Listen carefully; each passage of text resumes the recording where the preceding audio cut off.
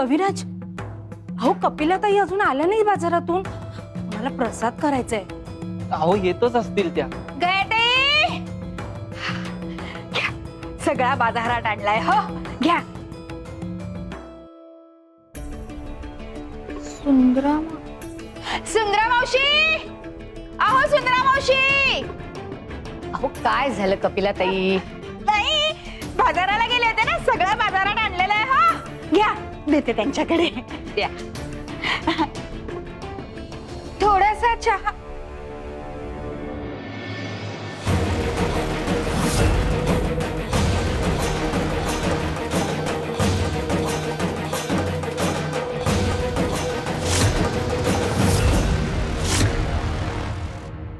गया, चल स्वयंपाकाला लागूयात.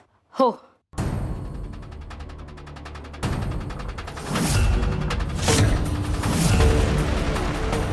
कागदाचे कपटे, चिठ्ठीचे.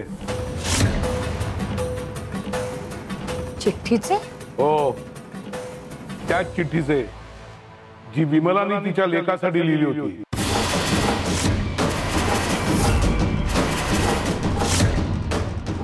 ती चिठ्ठी तर तुम्ही तिच्या लेखापर्यंत पोहोचवणार होतात ना? पण मग ही चिठ्ठी फाडली कोणी? त्याने ज्याच्यासाठी लिहिली होती.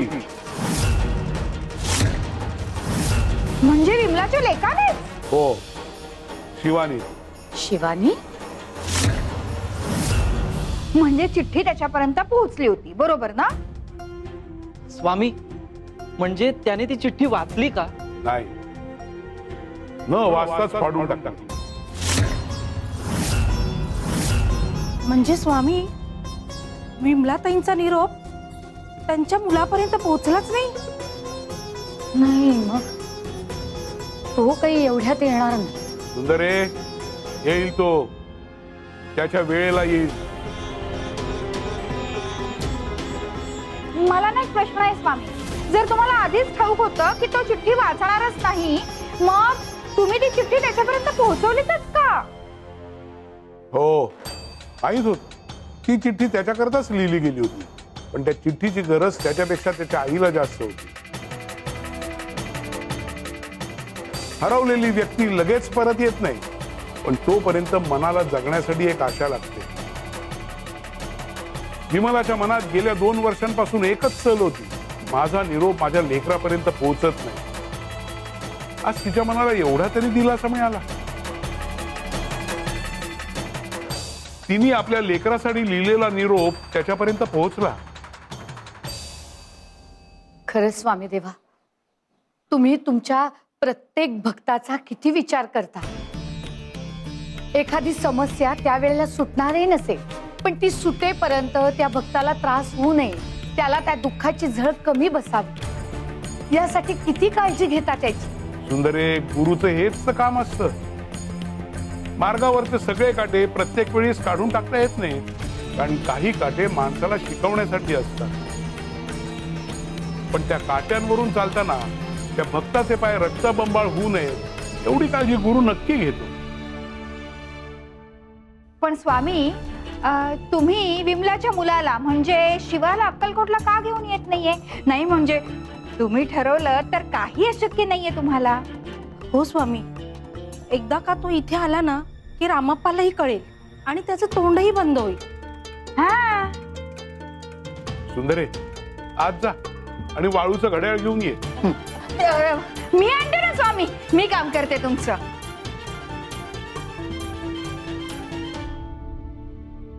हे घ्या स्वामी. ठेवी. कपिले, तू काहीच केलं नाहीस म्हणून त्यातली वाळू खाली पडायची थांबली का? नाही स्वामी, पडतीये. मग आता घड्याळ उचल आणि ते जोर जोरात हलव.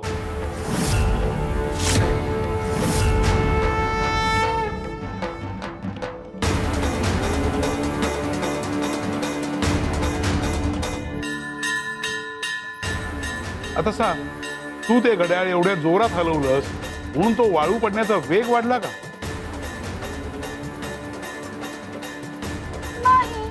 समजलं? वेळ वेळेच्याच गतीने चालत असते. तुम्ही स्वस्थ बसलात म्हणून वेळ थांबत नाही आणि तुम्ही आधी येऊन त्याला वेगाने हलवलं म्हणून ती पुढे जात नाही. हा निसर्गाचा नियम आहे. काही गोष्टी विधिलिखित असतात, त्यांची वेळ ठरलेली असते, त्यांचा मार्ग ठरलेला असतो, त्या घडवून आणणारं माध्यमही ठरलेलं असतं. माणूस कितीही अधीर झाला, कितीही धडपडला, पण काही गोष्टी त्या वेळेच्या आधी घडत नाहीत. विमलाने आपल्या मुलाला शोधण्याचे कमी प्रयत्न केलेत का? नाही स्वामी देवा. तरी तो सापडला नाही ना, कारण त्याची परतण्याची वेळ अजून आलेली नाही. पण आता तो येईल, ठरलेल्या वेळी, ठरलेल्या मार्गाने, ठरलेल्या माध्यमाने. ठरलेलं माध्यम?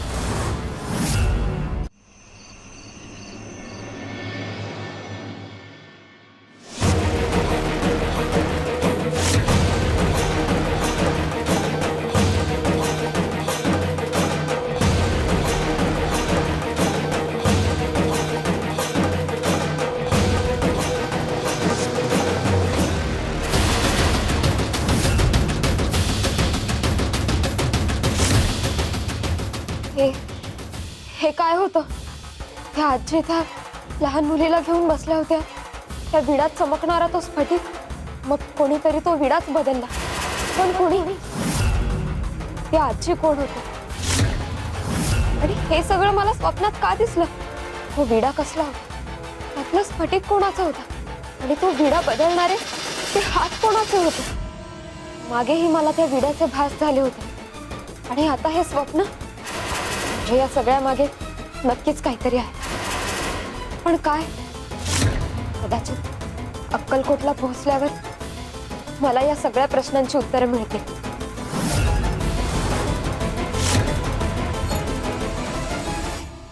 श्री स्वामी समर्थ, श्री स्वामी समर्थ, श्री स्वामी समर्थ.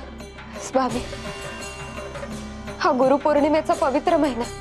या महिन्यात मला तुमची सेवा करायची, तुमच्या चरणांजवळ राहायचं, तुमच्या सेवेत माझा वेळ घालवायचा. पण तुमची सेवा करायची संधी मला कशी मिळणार आणि कधी मिळणार? माझा हा प्रवास कधी पूर्ण होणार स्वामी? मी अक्कलकोटला कधी पोहोचणार? पोचलो, पोचलो.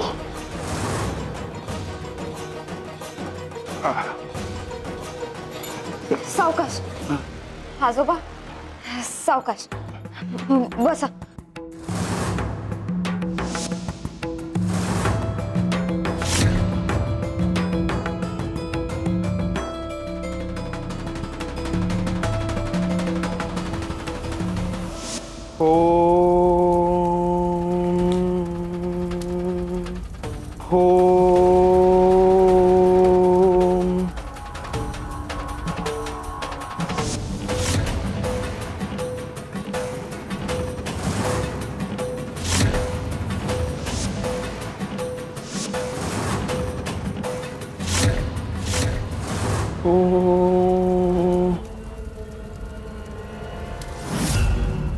आश्वेश्वर महाराज, मला क्षमा करा.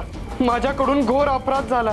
मी तुम्हाला वचन दिलं होतं, मी कुठल्याही स्त्रीकडे बघणार नाही, तिचा स्पर्श होऊ देणार नाही, तिची सावली माझ्या अंगावर पडू देणार नाही.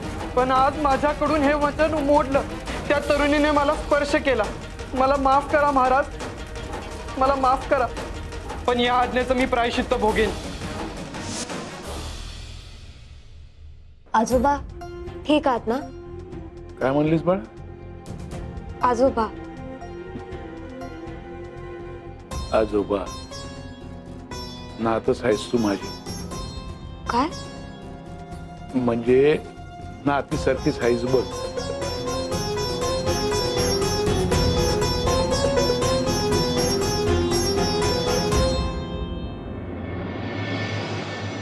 पण आजोबा, तुम्ही इतक्या रात्रीचं कुठून आलात आणि कुठे निघालात?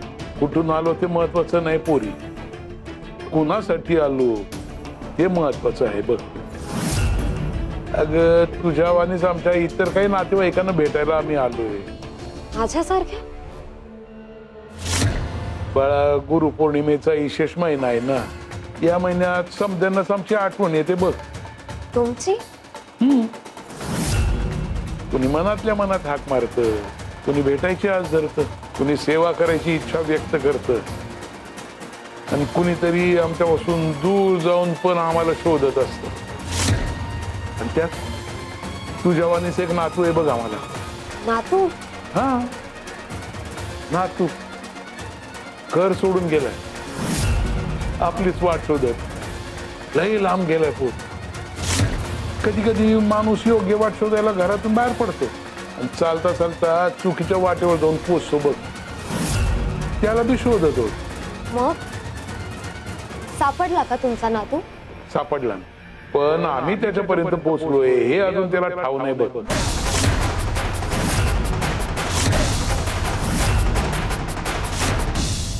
आजची रात्र कितीही कठीण असते, मला कितीही वेदना झाल्या तरी चालेल, पण तुमची आज्ञा पूर्ण केल्याशिवाय मी इथून हलणार नाही. हो हो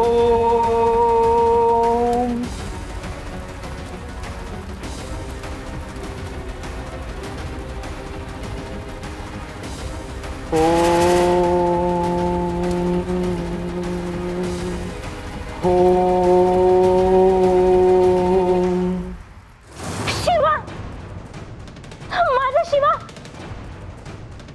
विमला, काय झालं? काय वाईट स्वप्न पडलं की काय? अहो, आपला शिवा, काय झालं त्याला? आपला शिवा. मी त्याला आगीत बघितलं. त्याच्या चारही बाजूनी आग होती. तो आगीच्या मध्यभागी होता. आपला शिवा स्वतःला खूप त्रास करून घेत होता.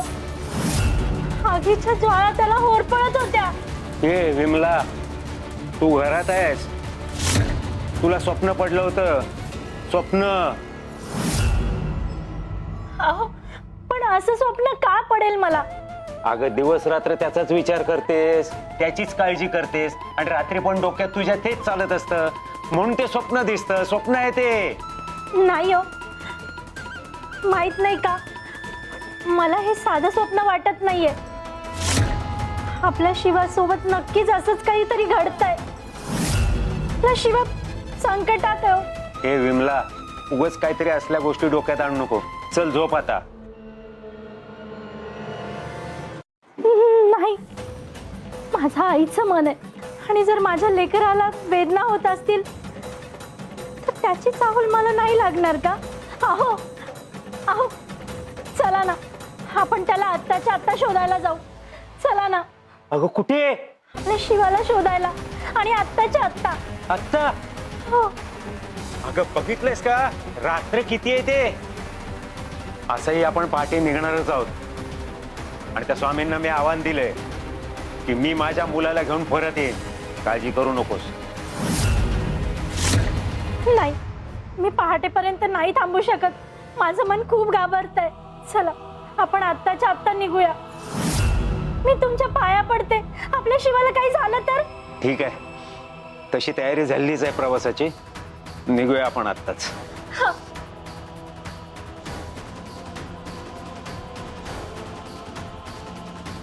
स्वामी, आमचा शिवा आम्हाला परत सापडेपर्यंत त्याला सुखरूप ठेवा.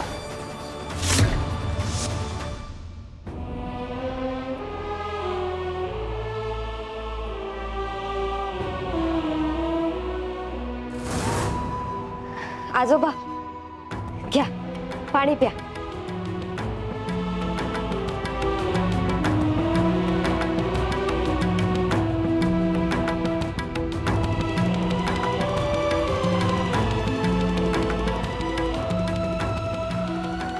कोणाची आहेस बघ पोरतू.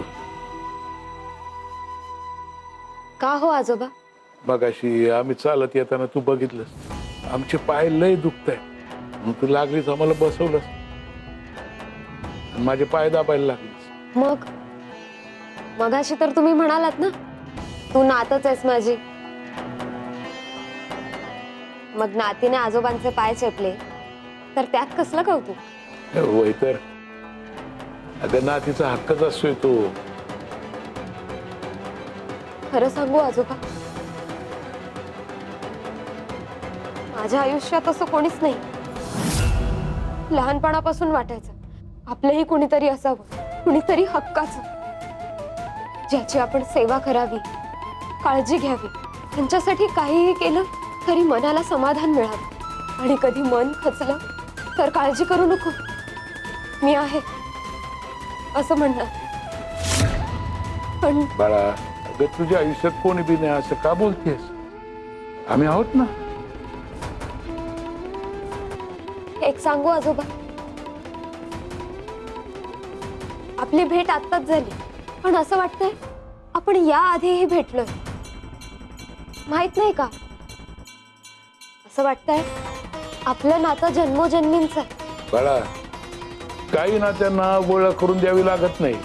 ती भेटल्यावर ते आपोआप पटते आणि मन बी बळकतं. बरं झालं तुम्ही आलात आजोबा. मला आज खूप एकटं एकटं वाटत होतं. आमचं असंच असतंय बघ. जेव्हा कवा बी कोणाला एकटं एकटं वाटायला लागतं ना, तेव्हा आम्ही लगेच तिथे पोहोचतो. कोणी वाट चुकलं तर त्याला वाट लावतो, कोणी संकटात अडकलं तर त्याला मदतीचा हात देतो. आणि जर कोणाचं काही हरवलं असेल तर ते शोधून द्यायला बी मदत करतो. हरवलेलं हरवलेलंच. ए तुला किती वेळा सांगितलंय माझ्या या घरात माझ्या समोर स्वामींचं नाव नाही घ्यायचं म्हणून. पण मी फक्त आपल्या शिवासाठी. माझ्या शिवासाठी काय करायचं ते मी बघीन. त्याला परत आणण्यासाठी मी समर्थ आहे. त्यासाठी मला कुठल्या स्वामी समर्थांच्या नावाची गरज नाही. कशाला गळ घालतेस त्यांना सारखी सारखी? काय केलंय त्यांनी तुझ्यासाठी? अहो असं का बोलताय? का नको बोलू? काय चुकीचं बोलतोय? स्वामींना जर तुझ्यासाठी काय करायचंच असतं तर 2 वर्षापूर्वी त्याला जाऊच दिलं नसतं. आणि जर त्याला जाऊच दिलं तर 2 वर्षात त्याला परत घरात आणलं असतं. आणलं का त्यांनी? नाही ना. तू एवढी रडतेस, तळमळतेस, त्याची वाट बघतेस. काय करतायत स्वामी? काय केलं? प्रत्येक गोष्टीची एक वेळ असते असं स्वामी म्हणतात. परत नाव घेतलंस त्यांचं तू? ऐक आता, तुला माझ्याबरोबर शिवाला शोधायला घेऊन जातोय फक्त एका अटीवर. या संपूर्ण प्रवासात तुझ्या तोंडून स्वामींचं एकदाही नाव ऐकायला नाही आलं पाहिजे. काय? हो. हे बघ, शिवाला घेऊन येईपर्यंत स्वामींचा जप, स्वामींची प्रार्थना आणि स्वामींचं नाव तुझ्या तोंडून आलं नाही पाहिजे. अहो पण तुम्ही अशी कशी अट घालू शकता? घातली आहे आणि तुला ती मान्य करावीच लागेल. अहो पण बिन काही नाही. माझ्याबरोबर यायचं असेल तर अट मान्य कर, नाहीतर इथे घरातच बस. ही अट कशी मान्य करू? स्वामींना मी गुरु मानते. त्यात गुरु पौर्णिमेचा पवित्र महिना सुरू आहे. या महिन्यात गुरुचं नाव तर घ्यायलाच हवं.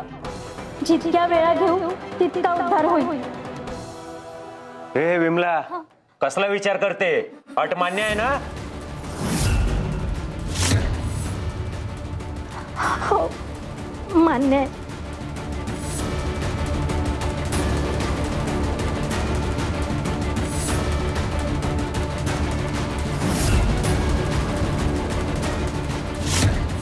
बघितलं स्वामी, तुम्हाला मी पदोपदी हरवणार. माझ्या बायकोच्या तोंडावर तुमचं नाव होतं, तेही बंद केलं. श्री स्वामी समर्थ, मला क्षमा करा. तुमचं नाव तोंडाने घेणार नाही असं कबूल केलंय.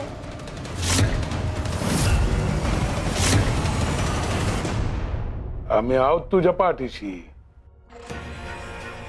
अगं म्हणजे तुला आत्ताच म्हणलं ना, तू कशापायी काळजी करतेस? मी आहे ना तुझ्या पाठीशी. ए बाळा, बास कर. दास अगं लय दाबलीस पाय. बस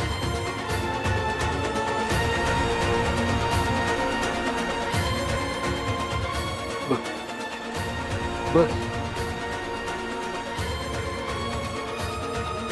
ये बाळा, ठेव डोकं इथं. आजोबा, मी तुमच्या मांडीवर डोकं ठेवू? नाथ आहे सव तू माझी. ये बाळा.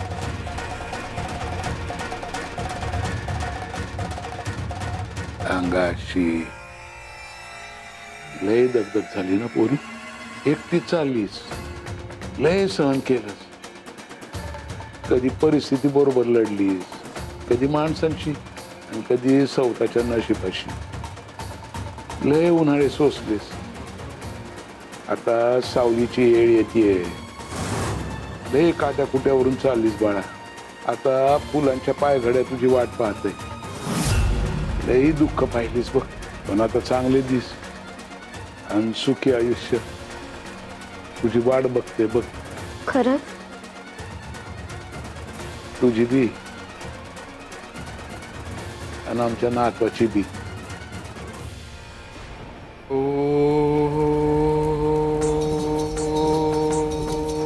शिवा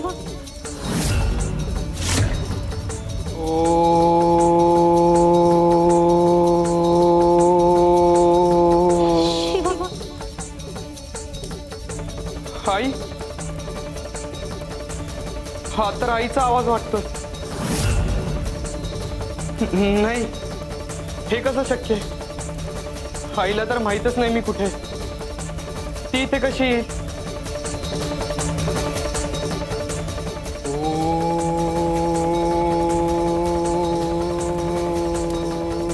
शिवा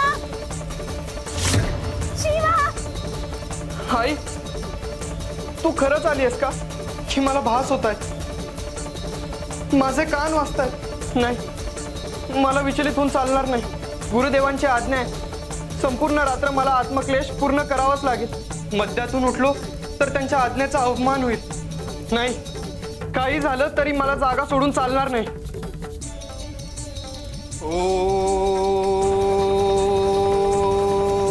शिवा बाळा कुठे आहेस तू? आई, 2 वर्ष झाले घर सोडून. तुझा आवाज ऐकला नाही, तुला बघितलंही नाही. तू खरंच शोधत मला इथपर्यंत आली आहेस?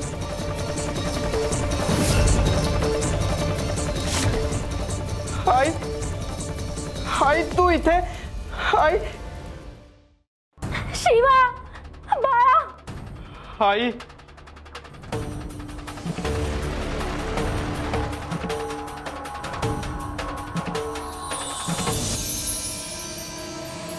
आई, आई, आई कुठे गेलीस तू? आता तर इथेच होतीस की मला आई असल्याचा भास झाला.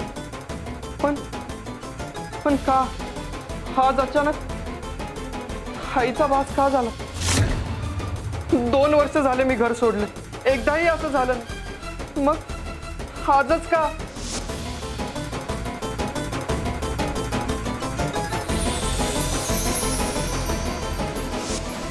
आई, तू तू ठीक तर असशील ना? तुला काही झालं तर नसेल ना? समद चांगलं होईल बाळा. इतक्या वर्षात जे झालं नाही समद होईल. तुझ्याकडून जे बी हिरवलं गेलं ना ते आता तुझी वाट शोधत इथपर्यंत येईल. ते हरवले ते सापडेल आणि जी नाती तुला तुटली तसं वाटतंय ती पुन्हा तुझ्यापर्यंत पोचतील. झो बघ बाळे शांत निजावे गुरु माऊली पाशी. काट्या वाटे सरुणी गेल्या फुले येतील राशी. डोळ्यातले दुःख विसरावे मन ना आता भ्यावे. हरवलेले तुझेच सारे तुझ्याकडे परतावे. निज ग बाळे निज निर्धास्त गुरु उभा पाठीशी.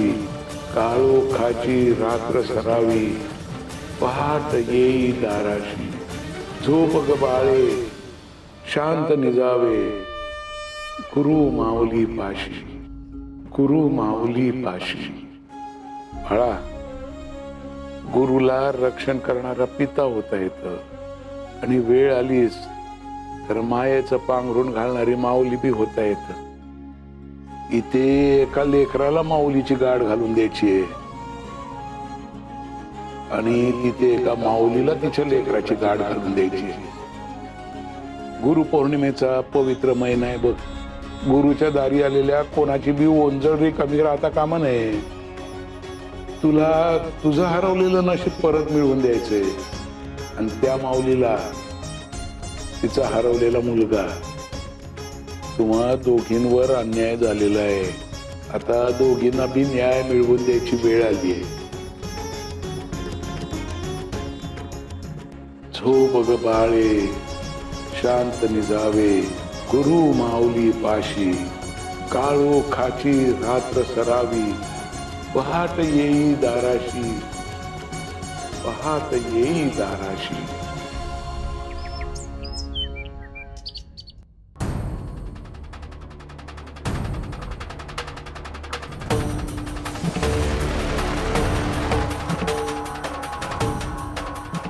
वेळच ठरवेल कोणाचं नशीब पोट बदलतंय ते.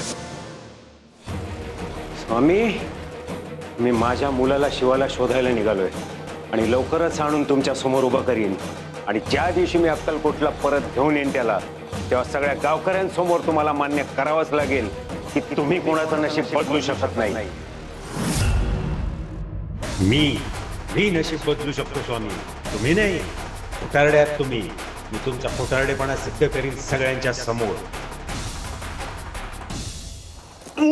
अहो लागलं का तुम्हाला?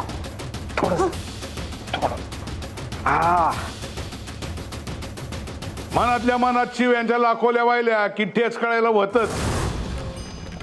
काय म्हणालात? काही नाही रे बाबा, सहज आठवलं म्हणून बोललो. आपल्याला वाटतं रे आपण मनातल्या मनात बोलतोय म्हणजे कोणाला बी ऐकू जात नाही. आणि तसं नसतंय बा. माणसाला ऐकू येत नसेल पण देवाला ऐकू जातं बरं का. कळलं का? मनातल्या मनात देवाचं नाव घेतलेलं देवाला ऐकू जातं बरं का. हो, कोण आहात तुम्ही आणि कशाला ज्ञान पाजळताय? तुमचं ज्ञान ठेवा तुमच्या जवळच. मी कोणाला घाबरून मनातल्या मनात बोलत नव्हतो. मला जे बोलायचं आहे ते मी समोरासमोर बोलू शकतो आणि उघडपणे बोलू शकतो. असं का? मग सांग आता कोणाबद्दल बोलत होतास? त्या अक्कलकोटच्या स्वामी समर्थांबद्दल. वा वा, चांगलंय चांगलंय. हा, काय चांगलंय? अरे बाबा, गुरुपौर्णिमेचा पवित्र महिना चालू आहे आणि तू कुठल्या बिका निमित्ताने महिना स्वामींचं नाव घेतोयस ना, म्हणून म्हणलं चांगलंय. आणि या महिन्यात गुरुचं नाव जेवढं घ्याल ना तेवढं वाया जात नाही बरं का. आणि एकदा घेतलेलं नाव बी 1000 पटीनं पुण्य देऊन जातंय. हो, बस करा. माझ्या समोर स्वामी स्वामी काय लावलंय? मला नाही ऐकायचं त्या स्वामी समर्थांबद्दल. अरे बाबा, आता या पुढे तुला स्वामी स्वामीच करावं लागणार आहे. मी होय, अरे त्या बिगर तुझ्याकडे पर्यायच नाहीये. एक गोष्ट सांगू का, हे ध्यानात ठेवा. तोंड शांत असलं तरी मन शांत नसतंय रे. आणि मनात दावा केला देवाचा की तो वरपर्यंत पोहोचतोच. कळलं का? मनातल्या मनात देवाचं नाव घेतलं तरी ते देवापर्यंत पोहोचत.